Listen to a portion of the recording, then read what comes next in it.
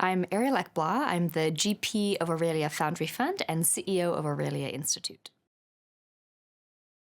So I pioneered a new technology called tesserae, where we take self-assembling tiles with magnets, we put them up into space, and they dynamically self-assemble to form a space station or a piece of space infrastructure that is much bigger than your biggest rocket payload fairing.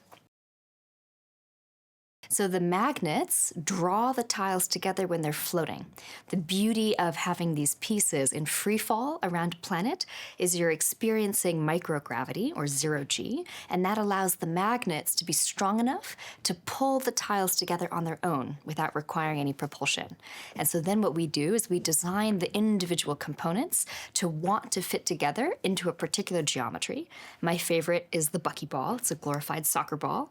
It has all these different panels that come together into a sphere. You can put air inside it, you can pressurize it, and we're working on it now to become the world's largest habitat in space.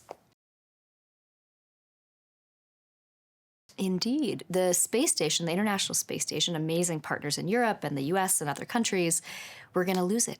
It's going to be decommissioned in 2030, 2031. So we are working on tesserae as one of the answers to how would we replace the International Space Station, but also not just replace it. The ISS was designed in the 80s, built in the 90s, flown in the early 2000s. It's a really old home, and we need to renovate. We need to do an improvement for the next space station in orbit. So we're excited that with tesserae, you could have a volume way bigger than you could have ever had before.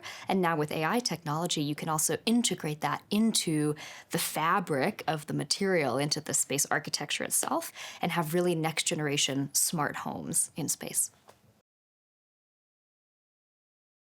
My passion is really for human spaceflight, getting humans into the structure, but the initial applications are much broader. Instead of trying to form a sphere that's curved, you can take hexagon tiles that self-assemble, make a really large flat array for solar panels, for thermal radiators, for antennas, for communication.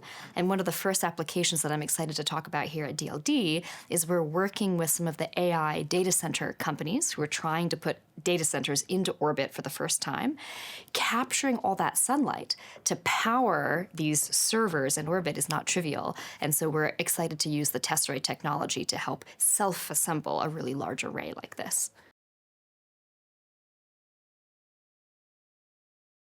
Before we get to space, there's a wonderful test capability that allows us to assess the technology before we actually put it into orbit. It's called the parabolic flight, zero-G flight, affectionately known as the vomit comet, because this plane essentially does what you'd want a plane never to do, flies up and down like a roller coaster in the sky 30 to 40 times. And at the top of the arc that the plane flies, you get to float for about 20 to 30 seconds. And that's actually enough, if you get to do it over and over again, repeated trials or experiments, to actually test out the technology of self-assembly before we take it to the station.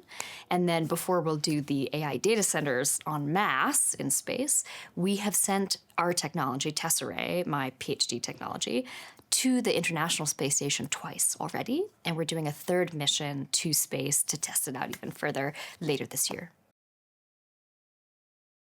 I have. I've flown 14 times in zero-G on the parabolic flight. It's sublime. People often say, oh, I don't like roller coasters, I wouldn't want to go, but it's nothing like a roller coaster. It's an incredible experience of true weightlessness, like you've never felt in your body. Imagine being in a pool, but no drag. There's no fluid to push against except a little bit of air.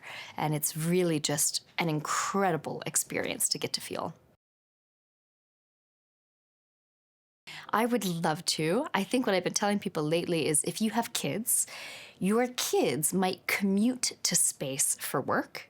So we may not end up within the next, 15, 20 years really living in space. Earth is the best home we could ever have. We spend a lot of time doing space infrastructure for the benefit of life on Earth, but there will absolutely be jobs where you might live for 2 weeks or maybe 2 months in space. How people now go to an oil rig for a few months to work and then come home, or they go to Svalbard in the Arctic for a couple months and come home. And so we're really excited to potentially be able to have humans have a more empowering, enjoyable life in space for those work tasks that they're doing, like science in orbit, not just tourism. In the space industry, we take sustainability really seriously. For the rocket launches themselves, right now the scope of the carbon footprint from rocket launches is far smaller than commercial aviation. But if we succeed, we'll be launching so many more rockets that we really need to think about this now. So there are companies developing clean rocket fuels, much better than, say, hydrazine.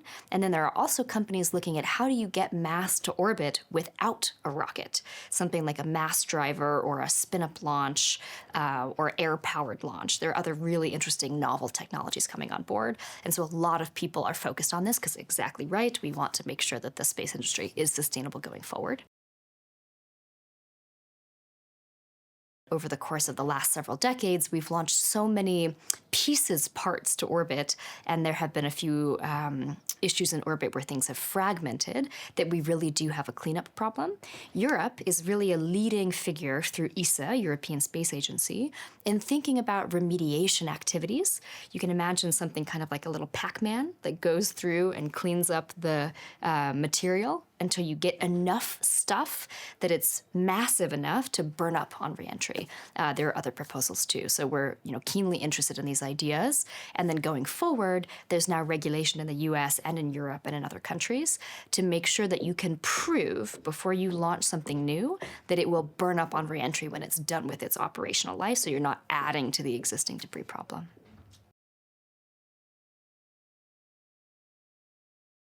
We would love for Tesserae, the self-assembling technology, to help humanity really expand in the near neighborhood of our solar system.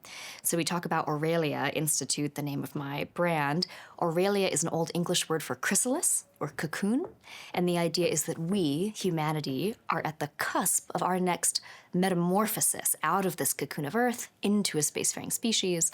And I think the best place we could start is the moon. We need to learn quite a bit about keeping humans alive in the extreme environment of space, and then use the moon as a jumping off point to Mars.